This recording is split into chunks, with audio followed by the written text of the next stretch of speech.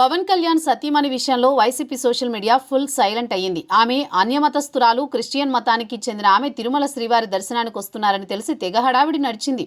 ఆమె డిక్లరేషన్తో పాటు ఇతరత్రా విషయాలపై ఫుల్ ఫోకస్ పెట్టింది వైసీపీ. కానీ తిరుమలలో పవన్ సతీమణి అన్నా లెజినోవా వ్యవహరించిన తీరుతో వైసీపీ సోషల్ మీడియా గొంతులో పచ్చి వెలక్కాయ పడినట్లయింది. కనీస స్థాయిలో ఆ అంశాన్ని టచ్ చేయలేని విధంగా మొత్తం సీన్ మార్చేశారు ఆమె. దీంతో వైసీపీ పార్టీ ఫుల్ సైలెన్స్ కావాల్సి వచ్చింది. మొక్కు తీర్చుకున్న అన్నా లెజినోవా పవన్ కుమారుడు మార్క్ శంకర్ సింగపూర్లో ప్రమాదానికి గురైన సంగతి తెలిసిందే. ఆ ప్రమాదం నుంచి క్షేమంగా బయటపడిన మార్క్ శంకర్ను తీసుకుని పవన్ దంపతులు ఇండియా వచ్చారు. అన్నా లెజినోవా ఈ ప్రమాదం తప్పడంతో నేరుగా తిరుమల వచ్చారు.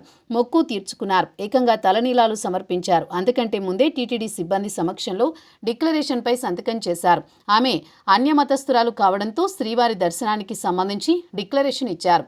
ఈ రాష్ట్ర డిప్యూటీ సీఎం సతీమణి కావడంతో ఆమె డిక్లరేషన్ ఇస్తారా లేదా అని వైసీపీ సోషల్ మీడియా ఎదురు చూసింది. డిక్లరేషన్ ఇచ్చేసరికి ఫుల్ సైలెంట్ అయింది. గతంలో తిరుమల వేదికగా డిక్లరేషన్ ఇష్యూ ఏ స్థాయి ప్రభావం చూపిందో తెలియంది కాదు. ఏపీ సీఎం జగన్ గత 5 ఏళ్ల కాలంలో ఆయన డిక్లరేషన్ ఇచ్చిన సందర్భాలు లేవు. ఎందుకంటే ఆయన క్రిస్టియన్ మతానికి చెందినవారు. తప్పనిసరిగా అన్యమతస్థులు శ్రీవారి దర్శనానికి వెళితే డిక్లరేషన్ ఇవ్వాలి. మొన్నటికి మొన్న లడ్డూ వివాదం సమయంలో డిక్లరేషన్ అంశం తెరపైకి వచ్చింది. ఈ ఘటన నేపథ్యంలో జగన్ నిరసన తెలిపేందుకు తిరుమల వచ్చేందుకు సిద్ధపడ్డారు. అయితే ఆ సమయంలో డిక్లరేషన్ ఇచ్చి తిరుమలలో అడుగు పెట్టాలన్న డిమాండ్ వినిపించింది.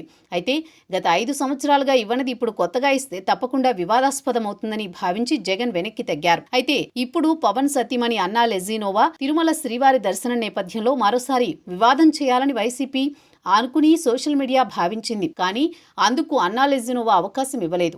టీటీడీ సిబ్బంది సమక్షంలోని డిక్లరేషన్పై సంతకం చేశారు. ఆపై తిరుమలలో ఒక పూట భక్తుల అన్నదానానికి సంబంధించి 17 లక్షల రూపాయల విరాళం అందించారు. సంప్రదాయ వస్త్రధారణలో కనిపించారు. దీంతో విమర్శలు చేయడానికి వీలులేని విధంగా ఆమె తిరుమల పర్యటన సాగింది. అందుకే వైసీపీ మీడియా వింగ్ సైలెన్స్ పాటించాల్సి వచ్చింది.